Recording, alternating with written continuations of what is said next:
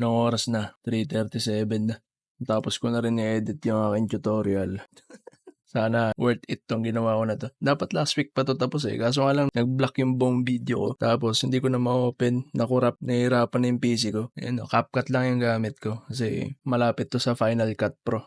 Dati kasi ang ginagamit kong video editing software, Final Cut Pro. Medyo malapit yung interface nito sa Final Cut. Tignan mo yung CPU ko, grabe. Hirap na hirap Ano lang kasi ito Intel Core i5 7 Gen. 6 years old na kasi yung laptop ko. Tapos yung memory ko, yung RAM ko, yan, 32 gigs of RAM. Grabe, kalahati yung kinakain, Sobrang hirap na hirap siya.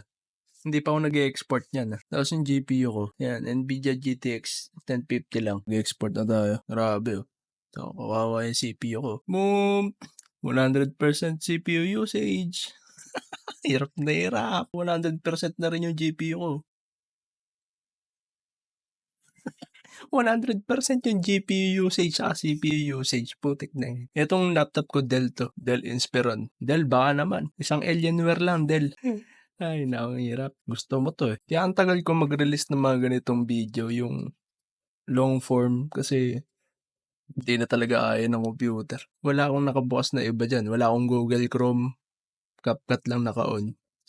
Sabi yung memory ko, ilan yung nakakain? 21 gig. Out of 32 gigs of RAM. Ay nako. Umulit kasi ako sa umpisa. Nung nag-black screen to, yung mga nakurap yung mga videos ko. Yun. Umulit ako sa umpisa. Kaya ngayon ko lang siya in-export. Grabe, hirap na hirap.